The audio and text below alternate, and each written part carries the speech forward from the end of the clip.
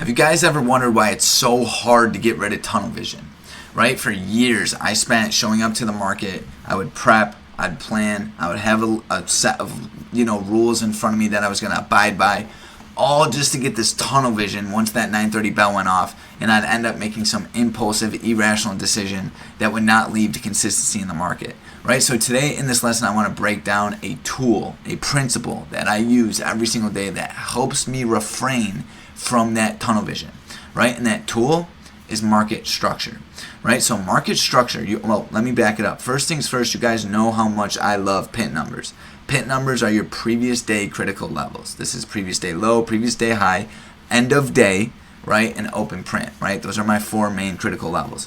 But in this lesson, in this breakdown, I want to show you how the previous day's pit numbers also play a mega role. And at the end of the day, it just lines up to be market structure, right? So the day we're going to be talking about over here is 7/18/2024, right? So I'm going to pull up the 1 hour time frame, right? And then I'm going to show you the break and retest, right? So basically in a nutshell, the break and retest is the most famous and effective chart pattern out there because of one thing. Not because it's magical, right? It's not a magical chart pattern that just works all the time, right? Because it doesn't.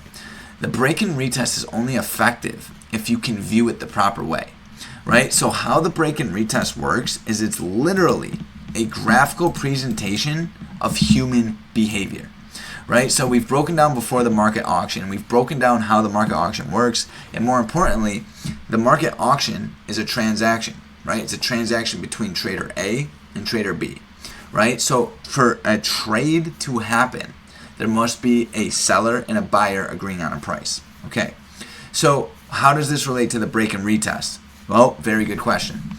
So when you identify a critical level, right, such as this level right here, which was 55963, right? When you identify this is a critical level because it's the lowest price from the previous day.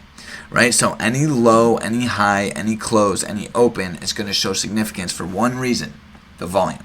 Right, there's massive amounts of volume right here. Okay, what does that mean? Well, that means large money showed interest at this level. Right, this is where liquidity is. Right, this is a very important level. Okay, so now as the week goes on, we go and we sell off through this level, and you can see over here, even on this day, buyers cannot hold this level, causing price to sell off even more. Okay, so going into this day, which is 7/18/2024, right? We're going to whip out the pre-market plan over here. July 18th, 2024. You're going to see I'm showing a lot of emphasis on this level, right? You can see I got my little zone right here, right? This is a solid break, and now we're coming up for a retest. Now, the reason why I love market structure is it paints 2 pictures, right? A bullish and bearish scenario. Either A, buyers show strength at this level and push price up much higher, right? These buyers are either going to A, sell at this level or buy at this level, right? And so either it's going to go up or it's going to go down, right? Very simple 50-50 perspective, right? Now, hold on, so over here, pre-market analysis, watching 55960 very close today to determine market conditions. Bullish scenario, getting a slight gap up in pre-market this morning. I'm looking for buyers to show strength around open print for possible longs into 55960. If buyers can take in bold 55960, I'm very bullish, targeting PDH and targeting 56153. Bearish scenario, looking for sellers to show strength this morning and defend open print, along with 55960 with downside targets of end of day, previous day low, and 55527. Okay, very simple. Either A, it's going up, B, it's going down, based off market structure. This is what keeps you from the tunnel vision. This is what's going to keep you in the now moment. Whatever happens at this level, I'm looking to trade with whoever controls it. All right, so now let me whip out the 5-minute time frame. Bell goes off. Dawn, where are you? Right here. Okay, so first thing I do, right, because now that the bell's off, right, now I need to identify my criteria, right? My criteria is going to be critical level, market structure, and moving average, right? So you're going to see over here, buyers take open print. There's our critical level, and buyers are closing above the 50. There's our moving average. We're getting a nice rejection out of the EMA cloud, which is even better, but that market structure is just not there, right? Because on larger time frame analysis, I came up with a strict understanding that I would not be longing the market until we held 55960, right? So even though this looks beautiful, it does not fit my risk reward criteria, because by the time I get in this trade, I'm going to literally be only 60 cents away from my target, and I don't want to long into such a hefty supply zone, right? So then you're going to see price comes up and rejects and sinks through. And this is why market structure is so important, right? My 3-step criteria, market structure is just as important as the rest of them.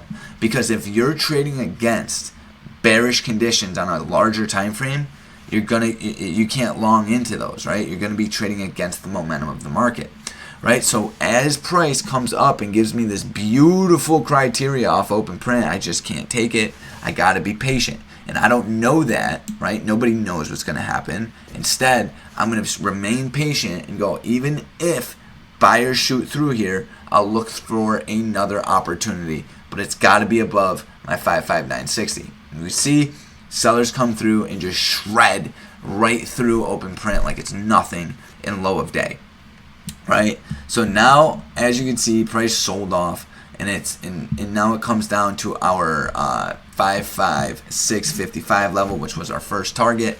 But the thing is, I'm not yet in the trade, right? I didn't really get any criteria for it. So now, but since I have a much better understanding of who's in control of the market, because of the sellers that defended this level, right? We have previous day low right here. Now I go, okay, if and when sellers take this level, I can now shoot for 55427, right? So basically how it works is price rips down below previous day low, comes back up, and this is where your 2-minute is going to be highly effective, right? So once I got a really good understanding of the market, I understand it's trending down, right? At this point, I need to now identify market structure again and find an entry. And this is where you're going to use just regular levels, like low of day. You can use pre-market low. We don't know which level it's going to be until it happens. The trick here is to be patient and to trade with the trend, with the momentum of the market. That is critical, right? So as price comes down, it rips up right into previous low of day, and A forms market structure again. Right? So, okay, Josh, where do you actually get into the market here? Right? So I wanted to see price reject this level, and then it comes up, comes into my cloud, and just buyers just didn't have the strength. So now I'm waiting for the market to break this level, which was previous day low, right? And once price breaks this level, I'm going to enter the market short, right? So I got into the market short around here, playing the downward momentum with my stop above this candle, right? It is very important. I only like to really risk 1 to 2, 2-minute candles, and now I'm targeting my next target of 55427, right? And price sold off just beautifully into it, and comes up and then tags my next critical level and performs a beautiful market structure all over again, right? So guys, I hope this lesson really helped you understand that you can know every strategy out there, but if you're not implementing market structure into your criteria, you're going to be behind the curve, right? So, once again, the market communicates to us through structure. So learn to use it for your benefit to help get rid of that tunnel vision. I'm Joshua Salvetti. I hope you guys enjoyed this lesson. Make sure you hit a like, subscribe if you want more content, and if you want to get involved with our team, hit the links below.